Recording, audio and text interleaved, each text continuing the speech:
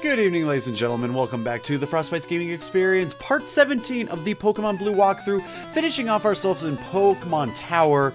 Got a couple of Rocket members blocking our paths. I wonder exactly what it is that they're doing here. It kind of makes a little bit of sense because when you get yourself the Sylph Scope to be able to take care of the Marowak, only then are you able... Wow, I just hit my desk really hard there.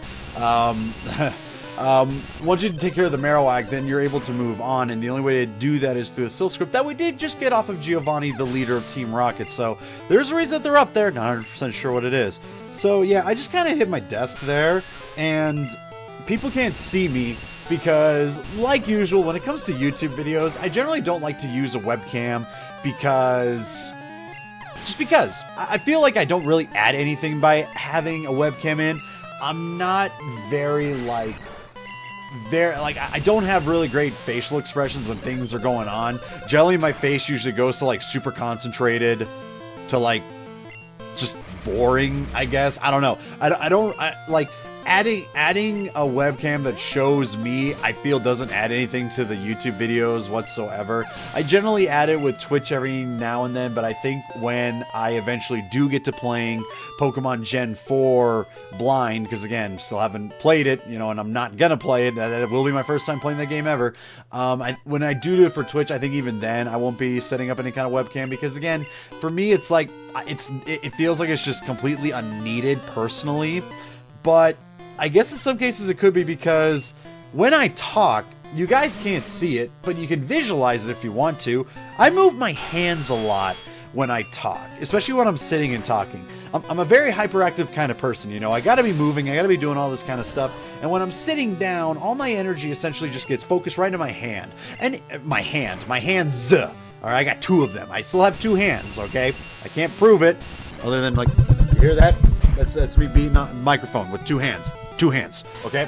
And my head kind of moves a lot as well. So maybe I am a little bit more physically active when it comes to using a webcam, but it's more so now just because of the fact that obviously it's a post commentary. I don't actually have anything in my hands, and I don't have to concentrate on what it is that I'm doing. So because of that, because I'm just naturally talking, my hands move all over the place. If anyone's seen the movie, it was like, what, Daytona 500 or whatever? Oh, no, The Ballad of Ricky Bobby or something.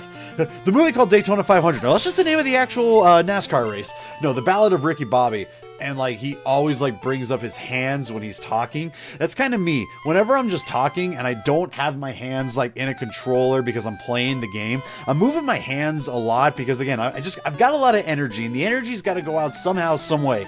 And a lot of times my head also moves a lot as I am doing this talking because, again, I'm just super hyperactive, and these are, like, the only functional body parts that I have that can actually move as I'm sitting down is my head, my hands, my arms.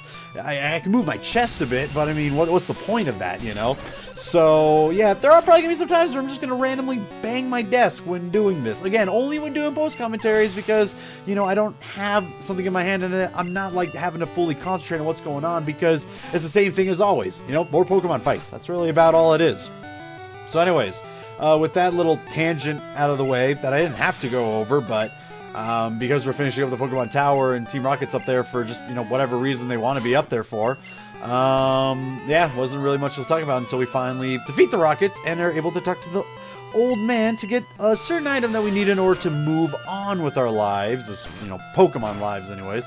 And I gotta tell you, it's not gonna be very fun because once we talk to the old man and get the item that we need to get, the next area that we go to starts off okay, but then really becomes a long grind of just trainer after trainer after trainer, and it is exhausting. To me personally, the next couple routes we go into is probably the most exhausting part of the game because it really feels like the trainers just don't stop showing up, and it's for such a long stretch that if you're like me and are an idiot and completely forgot to pick up Fly, and when you eventually have Pokemon faint, or they just start running out of, you know, their ability to use certain moves, and you gotta go back to a Pokemon Center, it takes a long while to get back there, and then all the way back again. Anyway, so, came to calm the soul of the Cubone's mother. No specific Cubone, I guess, because the tower is just chock full of them and we can just pick and choose anyone that we want. But because we saved this kind little gentleman, Mr. Fuji, we do get ourselves a nice little item in order to help us out in the form of the Poke Flute. Poke Flute is one of the best items in Gen 1. Not only is it good for waking up asleep Pokemon, which we're going to be running into one fairly soon, it also works, obviously, in the sense of waking up asleep Pokemon, such as your own Pokemon.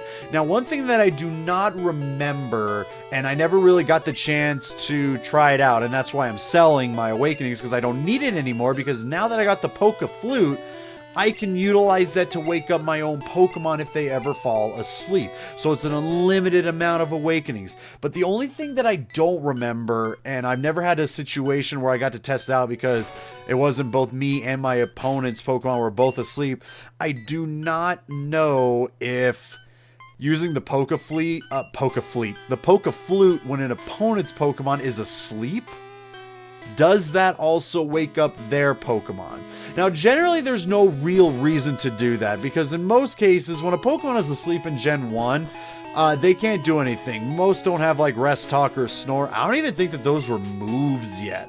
I want to assume that Snore and Rest Talk were moves introduced in Gen 2. I could be wrong, and I'm going to double check that right now, actually. Rest Talk Pokemon. When was this introduced? I want to say Gen 2.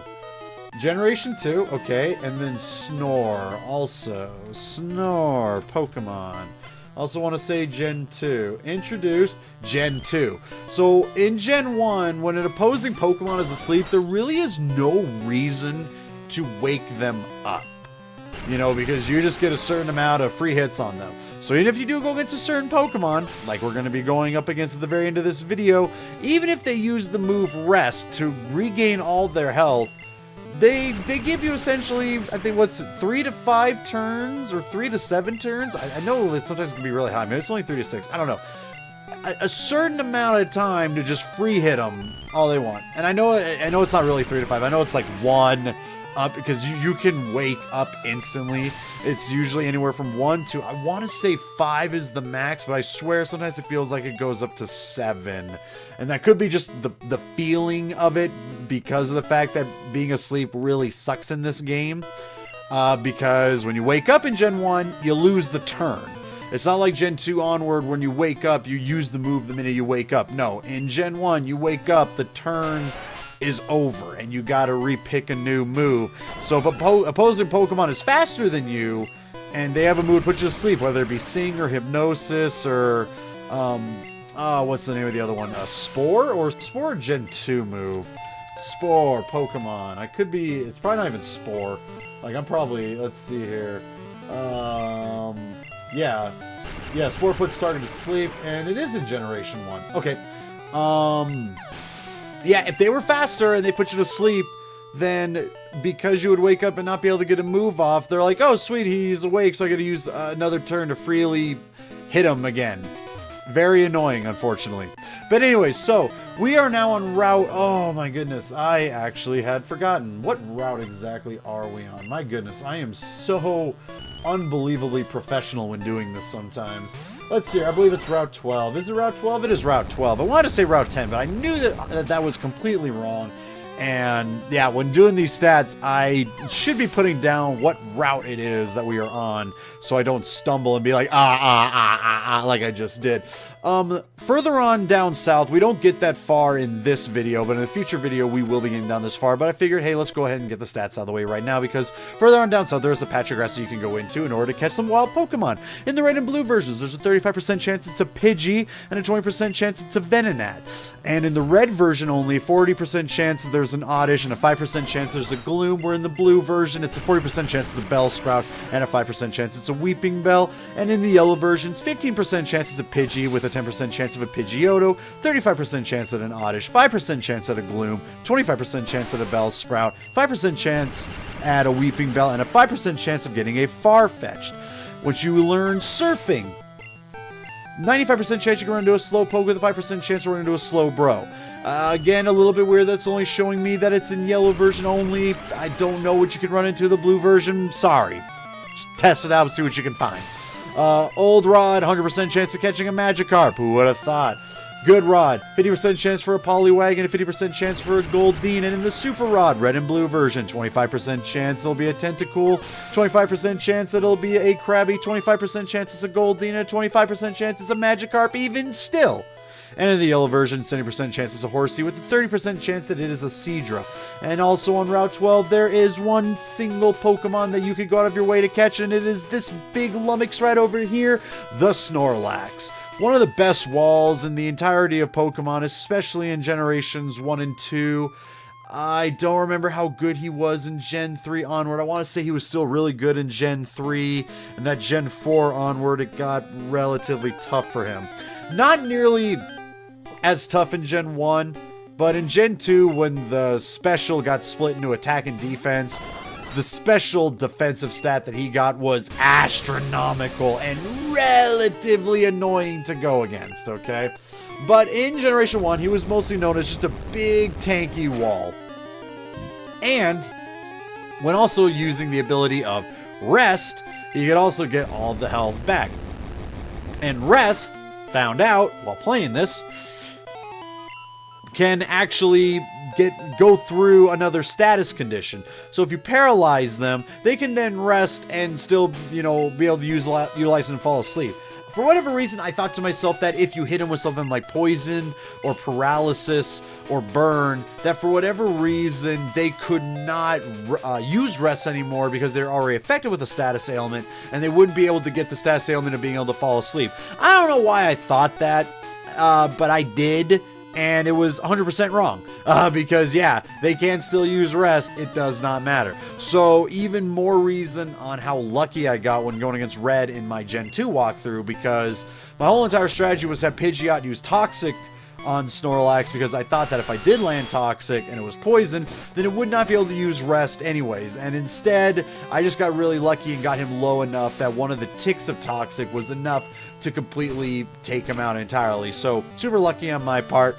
And I'm pretty sure some people were sitting there wondering, I thought he was actually going to catch himself a Snorlax for the team. But no, I don't. I do not use Snorlax in this run.